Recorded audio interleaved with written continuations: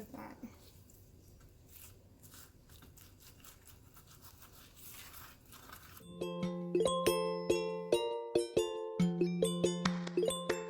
I have 2 pounds of chicken breast pieces. It basically gives me around 4 pieces, but it's 2 pounds.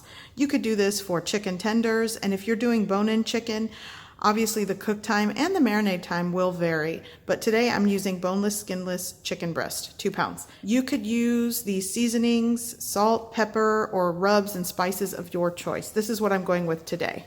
So as I start seasoning these pieces, I'm just going to place them in my glass dish, if that's what you like. And I'm going to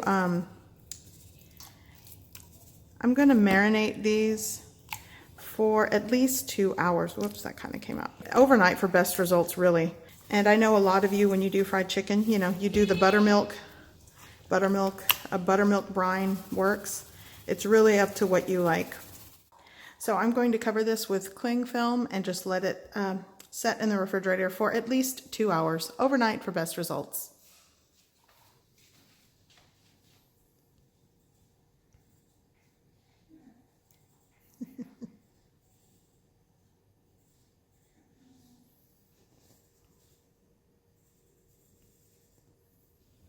Okay, so while my son finishes up his Korean school Zoom meeting, I'm going to start preparing my flour dredge. Here I have 2 cups of all-purpose flour, and to season it, like I always say, season it with what you like. Salt and pepper definitely works. I'm going to go with 1.5 teaspoons of my seasoning salt here, 1.5 teaspoons of onion powder, and 1.5 teaspoons of garlic powder. And I'm just going to give that a mix, and that'll be my flour mixture here. Now for the egg mixture. I'm going to go in with 8 fluid ounces or 1 cup of whole milk, 2 large eggs. And actually, I hope this gets it done because I only had 2 eggs left. I have not been to the grocery store, so there's that. Now I'm going to add maybe a tablespoon of Louisiana hot sauce. It's up to you. Give it a mix. And I'm going to mix this very well. You want to combine well. Okay, so it's time to batter my chicken. And I have my little station set up here. Let's get started here. Working with clean hands here. If you like working with gloved hands, that's definitely works. So I'm going to go into my flour dredge, into my egg wash, and if my hands get cakey, so be it. But you probably want to use the dry hand, wet hand method. But I kind of want clumps on this here. So you're going to coat your chicken again with your flour. Let me dip it again. I want extra crispy, crunchy pieces of chicken, and I like the crust. So there. Chicken is coated nicely. Get messy if you have to. So here we are, coated chicken going onto my baking sheet. And I'm going to repeat the process. Okay, so all of my chicken is coated, so I'm going to let this hang out for at least 10 minutes while my fry oil is coming up to temperature. Okay, so I have a very large pan that I filled about 1/3 of a way with cooking oil. And I'm going to be placing my cooked chicken on this baking sheet with a wire rack just to let any residual oil run off of the chicken. So I'm going to go in with my first piece of chicken.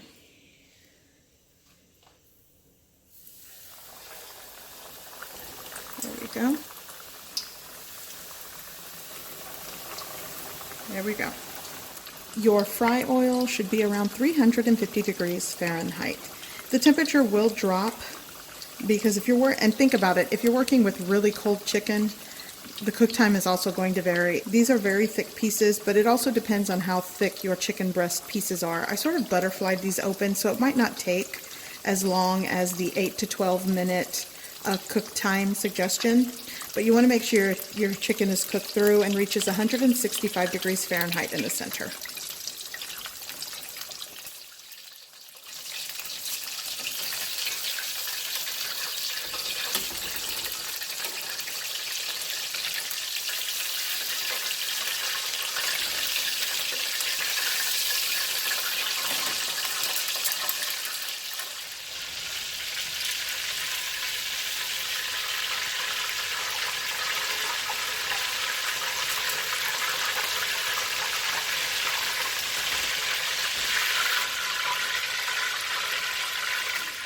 Okay, I'm ready to start making or frying up the rest of my chicken. Once I'm done, I'll show you what it all looks like. Okay, so while my last pieces of chicken breast are frying, I'm going to put together the spices to make that oily, hot Nashville hot sauce that goes over the chicken that's going to coat it. So I am not a big fan of extra spicy things.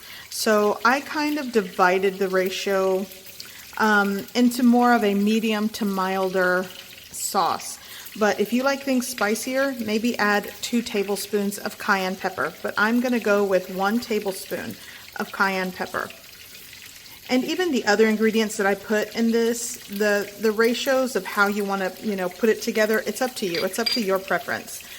Okay, so here I have 1 tablespoon of paprika.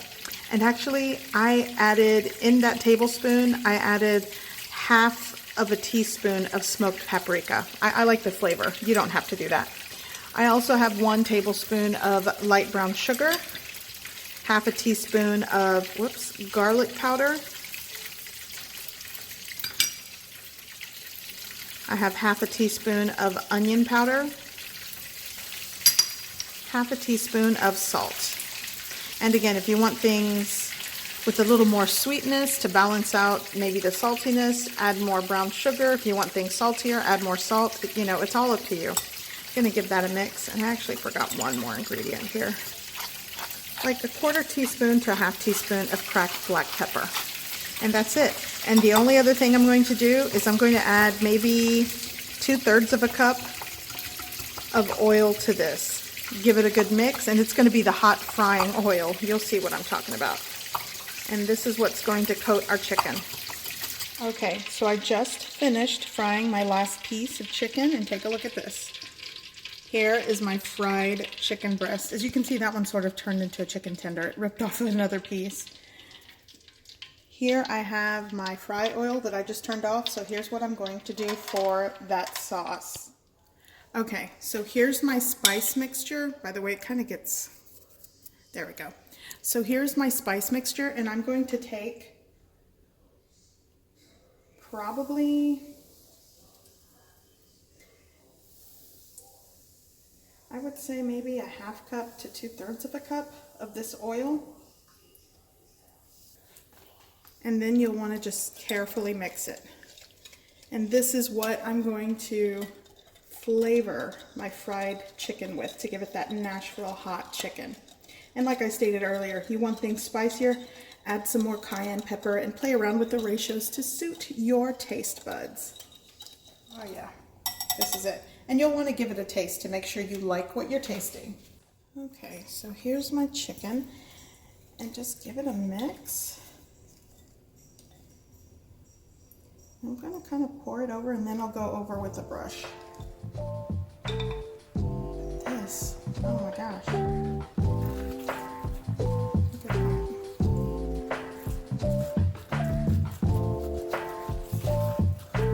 Okay, so I have my chicken here. I kind of have it set up as presentation style, but I'm going to show you, I'm going to cut into this piece. This is a weird way to cut this chicken, but my stand is in the way. Perfectly cooked through, it's tender, it's juicy.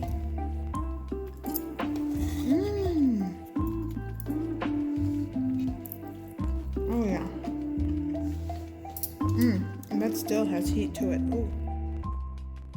I hope you give this recipe a try. I hope you like it, and thanks for watching.